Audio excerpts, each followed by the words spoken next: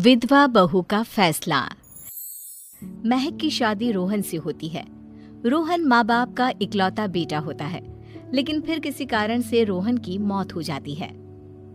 बेटा महक, तेरे आगे इतनी बड़ी जिंदगी है, फिर बच्चों की भी जिम्मेदारी। तू कोई काम कर ले। मैं तो कहती हूँ रोहन के ऑफिस में ही बात कर ले, शायद तेरे लिए कोई काम निकल आए। हाँ माँ जी, मैं भी यही सोच रही थी, लेकिन कैसे बात करूं, किससे बात करूं, कुछ समझ में नहीं आ रहा। अब वो क्या नाम था रोहन का जो दोस्त हुआ करता था, पहले तो बड़ा आता था हमारे घर। राकेश की बात कर रहे हैं? पर वो तो रोहन के बाद से कभी आया ही नहीं, पता नहीं कहाँ है वो। आया था, एक नहीं कई बार आया था, लेकिन मैंने बाहर से ही भेज दिया। घर के अंदर झांकता रहता था, मुझे ठीक नहीं लगा। अरे आपको तो पता नहीं क्या ठीक लगता है और क्या नहीं। उसका नंबर है मेरे पास, मैं आज ही फोन करती हूँ। सास राकेश को फोन लगाती है और शाम को घर आने का न्योता दे देती है। अरे आंटी, ओहो भाग्य हमारे कि आपने घर बुलाया।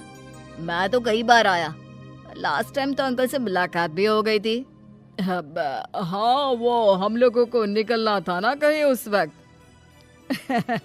अरे छोड़ो ना बेटा, बोलो क्या लोगे? आपकी बहू। क्या बकवास कर रहे हो राकेश? अरे मेरा मतलब ये है कि आपकी बहू कहाँ है? भाभी जी के हाथ की चाय की बस एक प्याली मिल जाती तो। महक चाय लेकर आती है, लेकिन वो जैसे ही राकेश की ओर देखती है, उसे राकेश पसंद नहीं आता। वो अंदर जाने को होती है कि अरे भाभी जी कहाँ जा रही है? बैठिए तो सबके साथ। जी नहीं, बच्चों को खाना खिला रही हूँ, आप माँ जी से बात करें ना। अंदर जाने के बाद सास कहती है, अरे बेटा राकेश, वो क्या है ना, वैसे तो तेरे अंकल जी की पेंशन आती है, साथ ही ऊपर 2 मंजिल मकान से किराया भी, तो हम लोगों का तो अच्छा चल जाता है। लेकिन महक, उनकी चिंता आप न करें आंटी, आदेश दें बस आप तो। देखो भाग्यवान, रहने दो, कोई बात नहीं, मैनेज हो जाएगा। अरे क्या मैनेज हो जाएगा अंकल, हमें भी बता दें। आप चुप रहिए जी। अब वो क्या है ना राकेश, तुझे तो पता है कि रोहन के 2 बच्चे हैं, उनकी पढ़ाई लिखाई का खर्चा बहुत है। हम ये चाह रहे थे कि रोहन के ऑफिस में महक को भी अगर कोई काम मिल जाता तो। क्यों नहीं आंटी जी, मैं हूं ना, मैं बात कर लेता हूँ। वैसे तो आप हाँ ही समझिए। महक भाभी को बोल देना कि कल तैयार रहें मेरे साथ ऑफिस चलने के लिए, मैं मालिकों से मिलवा दूंगा उन्हें। महक अंदर से सब सुन रही थी।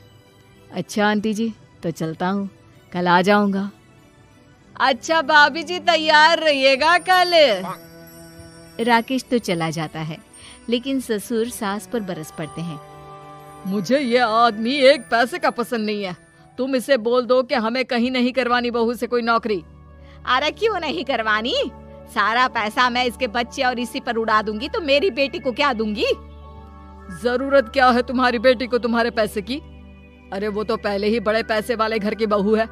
अपनी बहू की सोचो जो अब तुम्हारी बेटी जैसी है। बच्चे रोहन की आखिरी निशानी है। अरे अपना भाषण अपने पास रखो। सारा दिन घर पर बैठी रोटियां तोड़ेगी, तो काम करे ना कुछ बाहर जाकर। बहू सब सुन रही होती है। वो अगली सुबह बिना मन के तैयार तो हो जाती है, लेकिन जैसे ही राकेश आता है, क्या बात है भाभी जी, रेडी हैं? तो फिर चले डेट पर, मतलब इंटरव्यू पर। महक सामने आती है कि सामने ससुर जी खड़े होते हैं। हाँ महक बेटा, आओ चलते हैं, मैं भी चल रहा हूँ। ससुर को तैयार देखकर राकेश का चेहरा बन जाता है। अंकल जी, आप परेशान हो जाएंगे। अरे रहने दीजिए ना, धूप भी बहुत है। वैसे भी स्कूटर में तो 2 लोग ही बैठ सकते हैं ना। तो तुम चलो, मैं बहू के साथ अपनी कार से आ जाता हूँ। महक ससुर जी को देखकर खुश हो जाती है, उसे शांति हो जाती है। वो लोग रोहन के ऑफिस जाते हैं, जहाँ बॉस कहते हैं, नमस्ते अंकल। नमस्ते महक, कैसे हैं आप लोग? रोहन का सुनकर बहुत दुख हुआ अंकल, वैसे कैसे आना हुआ? बेटा, क्या हमारी बहू के लिए तुम्हारी ऑफिस में कोई काम मिल सकता है? हमने राकेश से इसी सिलसिले में तुमसे बात करने को कहा था। उसी के कहने पर हम दोनों तुमसे मिलने आए हैं। राकेश ने तो कोई बात नहीं की, ऊपर से उसने तो आज की छुट्टी ले रखी है, ऑफिस भी नहीं आया। बोल रहा था जरूरी काम से जाना है। महक और ससुर एक दूसरे को देखने लगते हैं। वैसे महक, क्या किया है आपने? I mean, इंग्लिश कैसी है आपकी? महक बॉस से अपनी पढ़ाई लिखाई और क्वालिफिकेशन के बारे में सब कुछ बताती है। ग्रेट, आपके लिए काम तो है लेकिन ऑफिस में नहीं।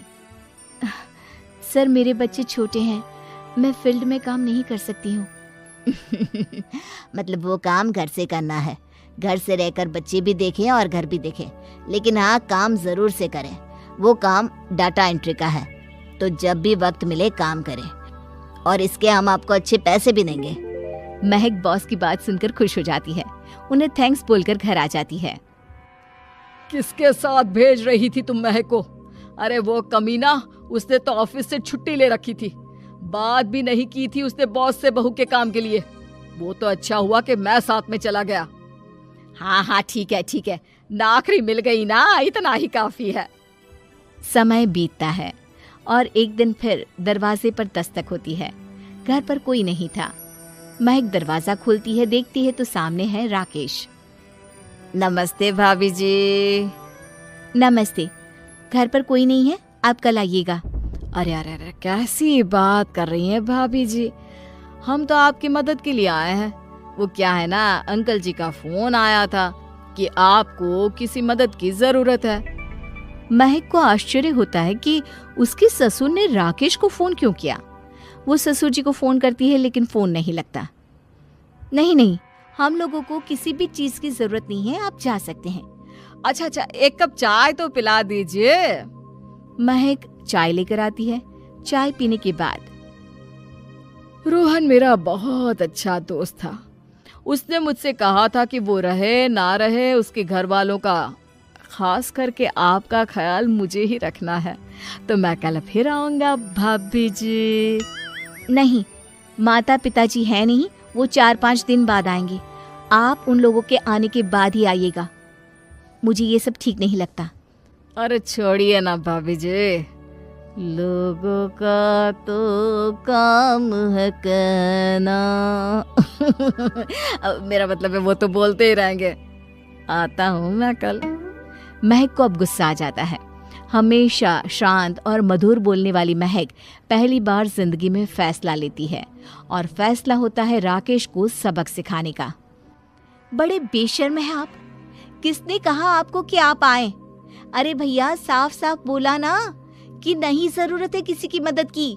मैं अकेले सक्षम हूँ अपना घर संभालने के लिए। आज आखिरी बार बोल रही हूँ, इस घर की तरफ आंख उठाकर भी देखा ना तो देख लेना, वरना पुलिस के हवाले कर दूंगी। निकलो यहाँ से, या धक्के मार कर निकालूं। पुलिस का नाम सुनते ही राकेश वहां से 9-2-11 हो जाता है, और महक को अपने फैसले पर गर्व होता है।